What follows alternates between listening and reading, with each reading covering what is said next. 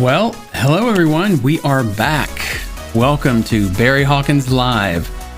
What are we talking about today? Well, for one thing, we can talk about how the seasons change, as does the sunset.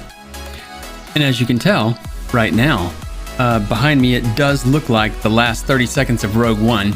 And that's because the sun's not setting quite as soon as it did last time. Additionally, cloudy versus California sun can be highly variable. All right, today's topic. We're continuing to focus right now. This is still in the theme of looking at development process and product development at the team level. And today we pick up with the topic of the API for teams. So some of you are probably wondering, what is the API for teams? Why do teams need APIs? But hopefully more of you are wondering, what is an API to begin with? Like, I know that gets thrown out on episodes of Silicon Valley and stuff, but I never knew what one is, will be. An API is, that's an acronym for Application Programming Interface. And APIs are essentially published contracts between pieces of software, for the most part. Sometimes it's libraries that are embedded inside of software, but these days, mostly when people are talking about APIs, they're talking about a clear contract for behavior between one or more software systems. And the contract is that interface.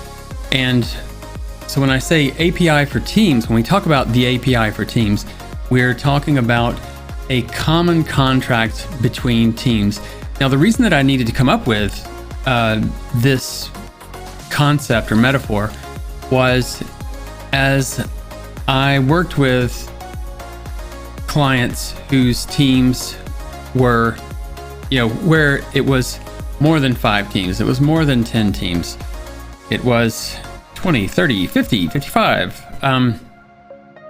You have to have common understanding, a common language, common expectations in order to be able to orchestrate at scale. Well, if what I found with software product development teams is if I began with talking about common language and contract and understanding, many eyes glazed over.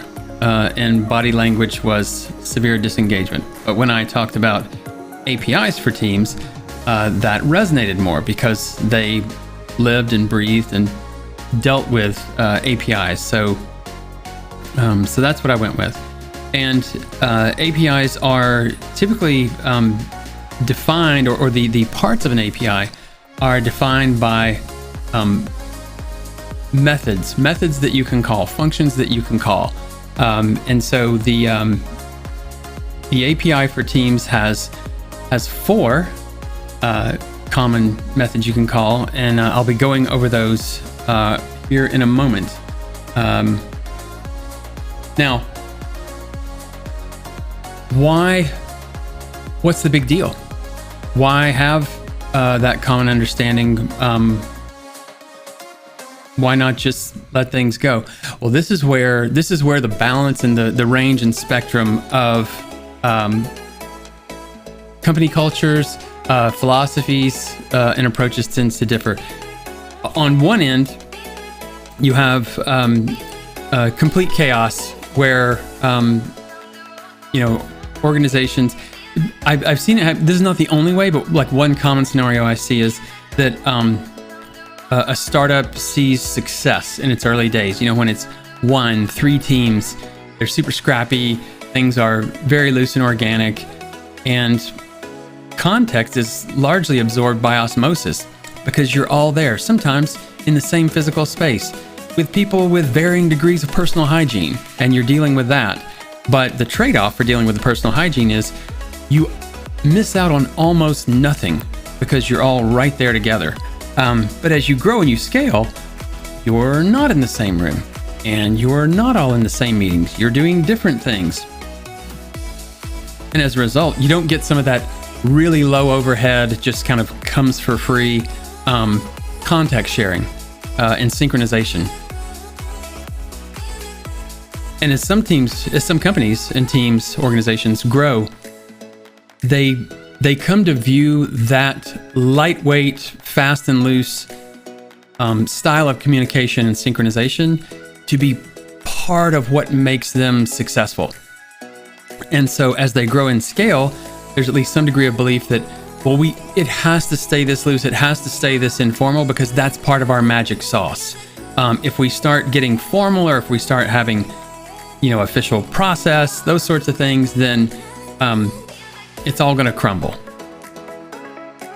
Now, on the other end of the continuum are companies that flex too far into process, and they, as they see themselves scaling and growing, it's time to grow up. We need to get process and best practices in here. And the tricky bit about that is most software development process, when you go out and start Googling or reaching out to your friends or thinking about what happened in maybe the last company you were, a lot of the literature out there is going to guide you toward, okay, you've got to really tighten things up, and things have to be synchronized and homogeneous across all the teams in every way. And it gets to a point where you'll see some literature and organizations recommend like every team's development cycle or sprints, they should all start on the same day, and our user story point scale should be the same across the entire 5,000 person organization. And so you have there are these really deep reaching things that reach very much inside to the internal workings of a team, or create like an artificial homogeneity or synchronicity around teams, with the idea that by undertaking all of this overhead, it's going to make everything work together more tightly, more smoothly, and will be more effective. Doesn't quite always work out that way, though, does it? So when I'm working with an organization, I try to talk about striking a balance, because you can't, you can. I mean, you could just stay completely organic with no semblance of order or orchestration, or you could go too far. But in the middle, there is space for a common agreement. And another aspect of interfaces in software is an interface usually defines, this is what you can request. If there are parameters or specifications you can make to the request, these are the ones you're allowed to make. And then also in the agreement in the interface is, this is what you will get back. When you make this request, this is what you'll get back. And I found that to be very effective in talking with teams, because you allow for enough flexibility in how teams implement the interface, but they all share that common agreement. So with that, let's go ahead and take a look at the 4 common aspects of the. Oh, I was wondering about this. Thank you. I can drop the music volume.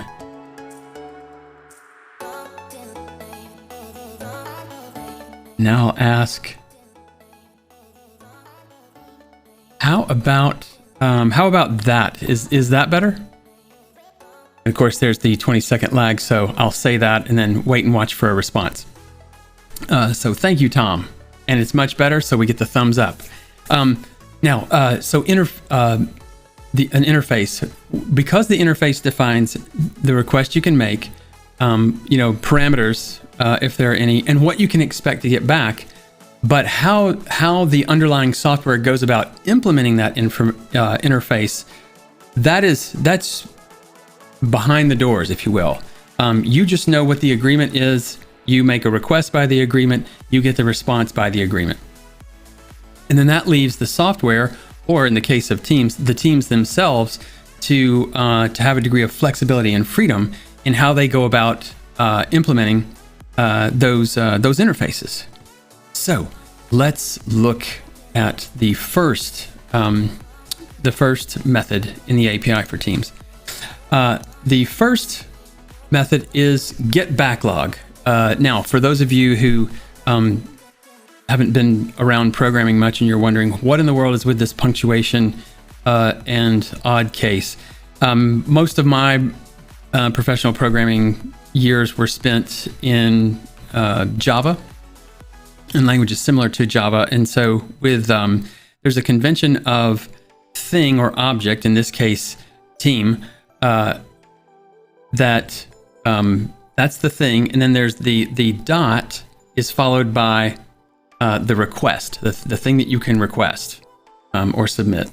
And so with Team.getBacklog, what we're saying here is teams need to be able to teams need to allow people to request from them, what is your backlog? What is your queue of work for the things that you've been asked to take in, estimate, prioritize, and break down? What does that queue look like? And I tell teams in organizations that are scaling, generally speaking, when a team's first starting out, they might just have 1 to 3 cycles worth of work. So if they have, if they're a Scrum team and they have 2-week sprints, 3 sprints worth of work might be a lot for them to come up with. But over time, as they continue that cycle of backlog grooming and backlog maintenance, building out the health and condition of that backlog, it's pretty common to arrive at roughly 6 cycles worth of work queued up. So that's the first thing that all teams need to be able to provide. Now, if it's a Kanban, if it's a team running a flow-based process like Kanban, they can and usually will still have a backlog. There's a queue of things that people are asking for. But similarly, they too can have an understanding of their cycle time or the average throughput of items, and still be able to talk about roughly 6 cycles for however they track their cycle time. And I find that a lot of Kanban teams actually will also use a 2-week increment of pulse or a readout, where they're measuring, all right, here's how much, for our cycle, the cycle time, our cycle spans 2 weeks. Here's how much work flowed through this team. So get backlog. Now, a sister method, a sister agreement to Team Backlog is get throughput. With get throughput, a team needs to be able to tell anyone who asks, on average, this is the volume of schedulable work that we can get through within our cycle length. So again, with a Scrum team, for a 2-week sprint, in a 2-week sprint, this is how much work we can get through. And Scrum calls throughput velocity. I tend to use more general terms like throughput, because not every team that I work with is using Scrum. Some are using some of them. Their work is more suited to Kanban, or they might be running XP or some other subset of the Agile ecosystem. And if you know anybody who's running XP, and you start to describe what they do in Scrum terms, they don't like that. So I try to use the appropriate terms where necessary, and throughput generally applies across all the flavors of development process. Now, why are get backlog and get throughput sister methods? That's because if you can provide someone with your queue of work, right? The queue of work that they've been asked to prioritize and break down, and you can also tell them your throughput, you can think of the throughput as like a measurement caliper.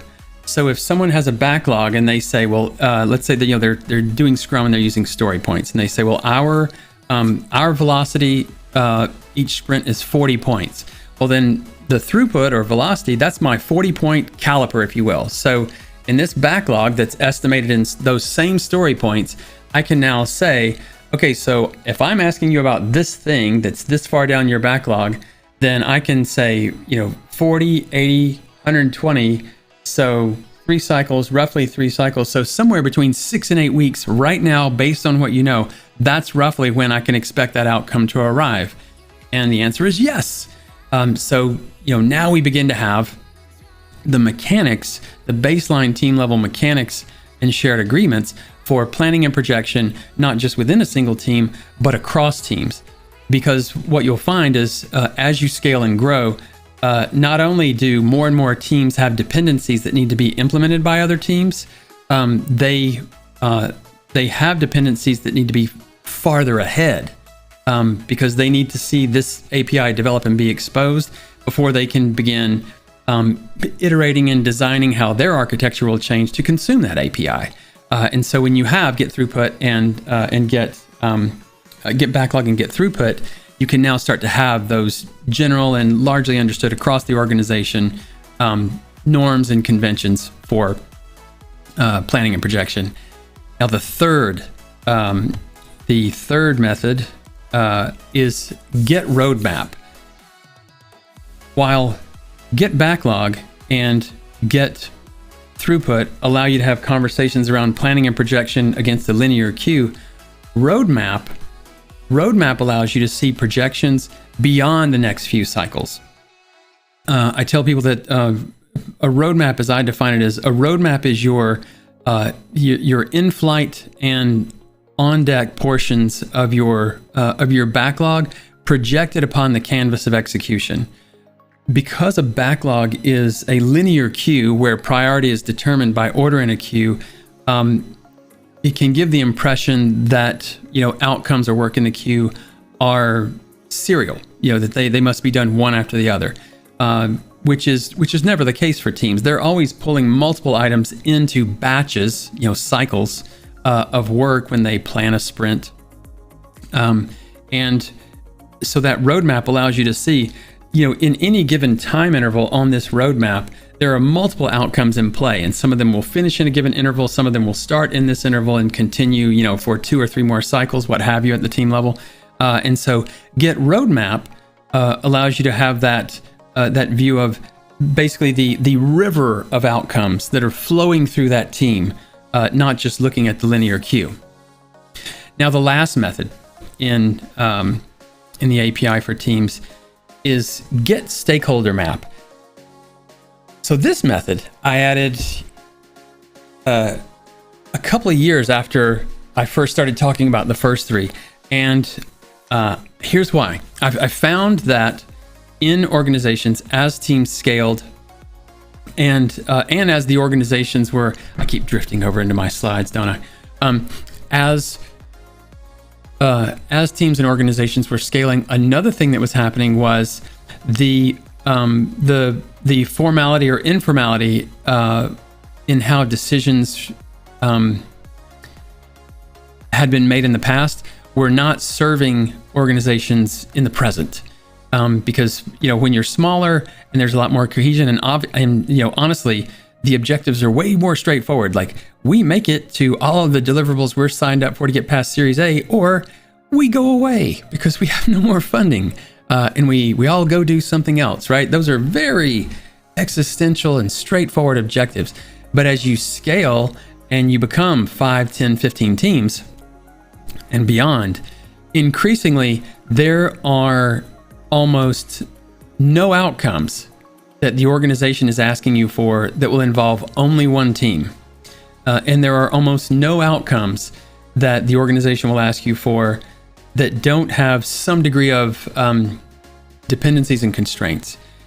And as you're trying to balance all of that complication, when you're also dealing with stakeholders who are anyone and everyone, then you're also dealing with decisions that aren't very durable. You'll like 2 weeks, 2 weeks back, you had a conversation, 3 of your 6 stakeholders were present, and you had like, this seems to make sense. These are trade-offs, so we're going to displace this one promotion because this one is really key to the things that are coming into the next board meeting is going to review. And so we want to make sure that we don't want to jeopardize that for this one partnership that isn't mission critical. for the 3 stakeholders who were there. But then you find out that 2 of the others, well, they totally felt that other thing was mission critical. And now you're 2 weeks later and you're in an argument, or you're reviewing a release of your software, and it's what is wrong with you guys? How in the world did you think that you could defer that? Well, as you grow and scale, it's important to articulate and become far more clear and explicit around who are your stakeholders and who are not. So I use the definition of stakeholder as stakeholders are the people who have a say in both the content and the priority of a team's backlog. And that needs to be an explicit list of people. With a stakeholder map, I typically do it as a list of the names of people and their area and title. So you know exactly who they are, what area they're in, and it should be a finite list. Now, outside of the stakeholders, those are just our colleagues or coworkers. And as they weigh in on the content and prior to their backlog of our backlog, that's just feedback.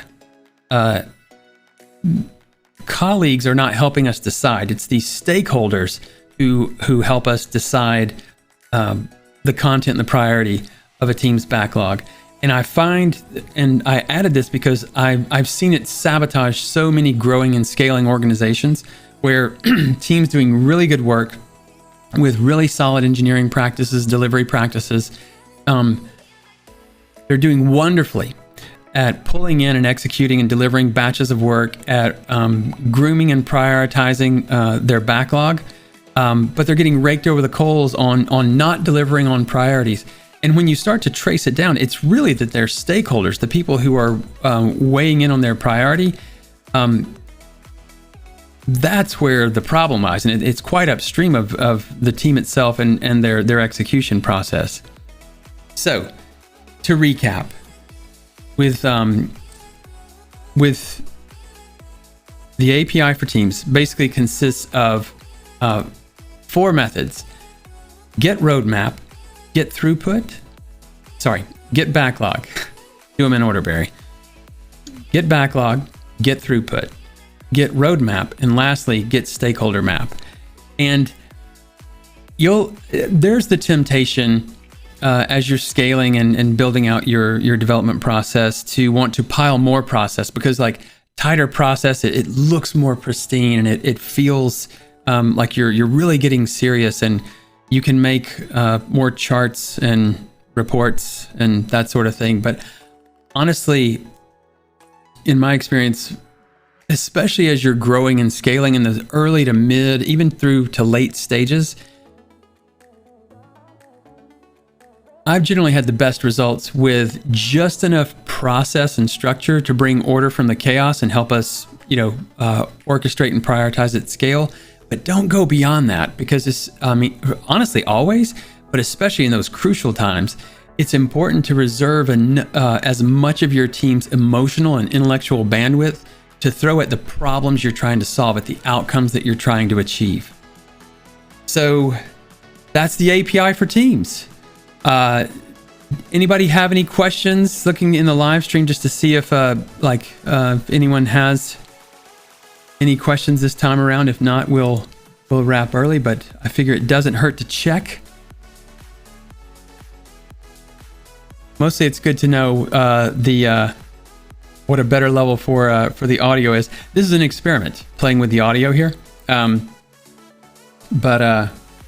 so that it doesn't sound so solemn once I stop speaking. There's not just this dead silence.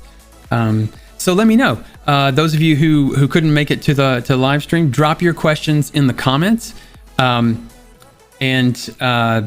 also let me know. Maybe I should even do I don't know if I can do a poll on an individual stream to say music, no music, and see what people say. But as always, thanks for tuning in. And as you hear on almost every other YouTube video that's out there, if you like what you hear, please do like and subscribe. It actually does help in behind the scenes ways with YouTube, some of them in which you probably wouldn't imagine. But thanks as always for tuning in, and I look forward to joining you on the next stream. Take care.